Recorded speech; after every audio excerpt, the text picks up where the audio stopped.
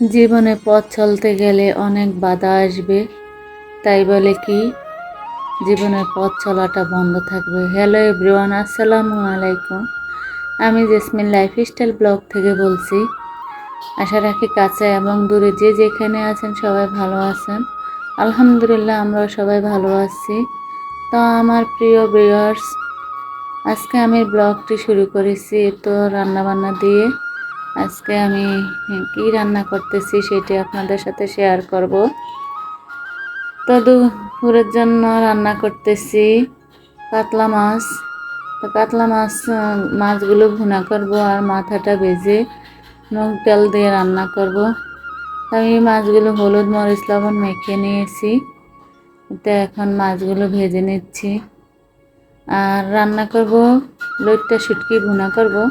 তো লইট্টা শুটকিটা কুটে ধুয়ে পরিষ্কার করে কিছুক্ষণ ভিজিয়ে রেখেছি নরম হওয়ার জন্য।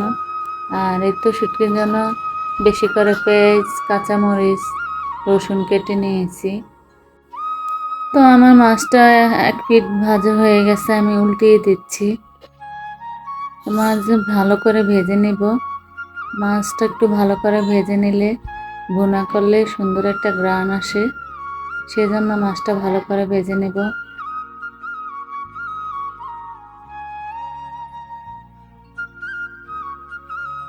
এই তো ভিউয়ার্স, আমার মাছগুলো ভাজা হচ্ছে আর আমি তো মাছটা ভুনা করার জন্য অন্য চুলায় যে কড়াই বসিয়ে দিয়েছি। কড়াইয়ের মধ্যে কিছু পরিমাণ তেল দিয়েছি আর পেঁয়াজ কুচি দিয়ে দিয়েছি।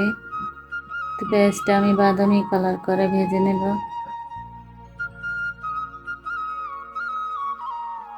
আমার পেঁয়াজটা বাদামি কালার করে ভাজা হয়ে এসেছে। এখন আমি আদা রসুন বাটা দিয়ে দিয়েছি এক চামচ, এক চা চামচ দিয়েছি। আর এর তো পরিমাণ মতো লবণ, এক চা চামচ হলুদ গুঁড়া, এক চা চামচ মরিচ গুঁড়া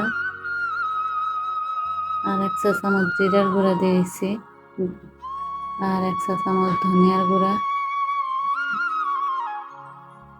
বা হালকা একটু মিক্স মশলা দিয়েছি।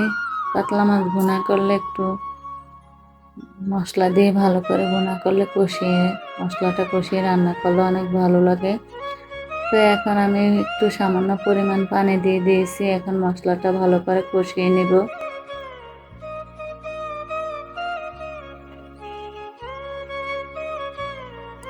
আর আমি চুলার আঁচটা একদম কমিয়ে রেখেছি যখন আমি হলুদ মরিচ লবণ দিয়েছিলাম।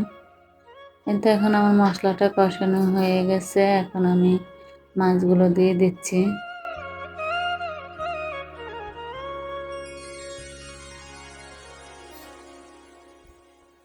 তো মাছগুলো দিয়ে উল্টিয়ে পাল্টিয়ে ভালো করে কষিয়ে নেব।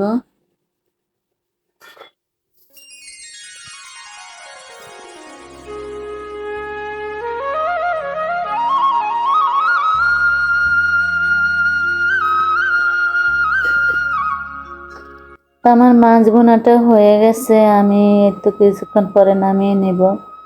একদম ঝোলটা একদম কষিয়ে ভালো করে শুকিয়ে নেব, ঝোল রাখবো না, মাখা মাখা করে নিয়েছি।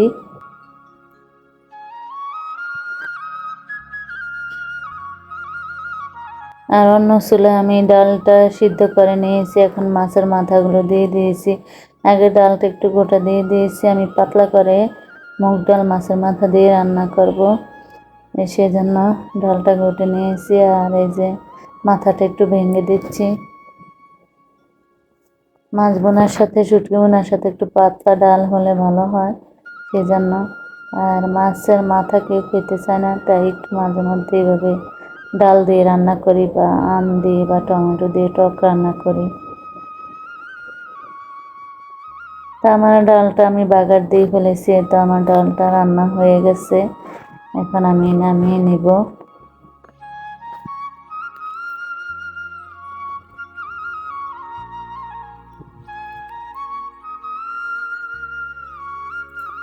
তো আজকে আমি শুটকি বোনাটা অন্যভাবে করব।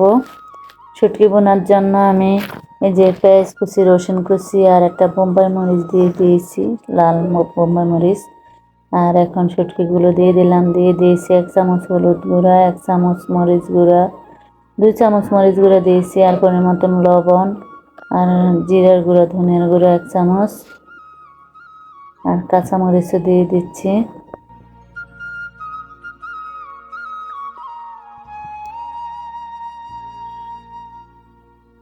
তা আর রসুন বাটা দিয়েছি। এখন আমি ভালো করে মিক্স করে নেব। আর একটা জিনিস দিতে ভুলে গেছি, সেটা হলো তেল। এইটা, তারপর তেলটা দিয়ে দিলাম। এখন ভালো করে কিছুক্ষণ মিক্স করে আমি কিছুক্ষণ রেখে দেব, 10-15 মিনিটের মতো।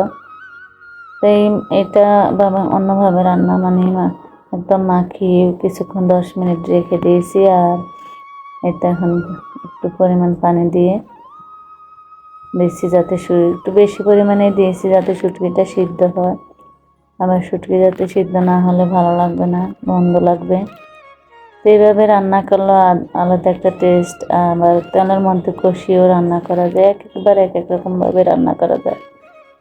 তো ভিউয়ার্স, আমার ভিডিওটি যদি ভালো লাগে তাহলে লাইক, কমেন্ট, শেয়ার করবেন এবং সাবস্ক্রাইব করে আমার পাশে থাকবেন। পরবর্তী ভিডিও দেখার আমন্ত্রণ রইল। আর আমার শুটকি বোনাটা কেমন হলো সেটা আমাকে কমেন্টের মাধ্যমে জানাবেন। আজকের জন্য বিদায় নিচ্ছি। আল্লাহ হাফেজ।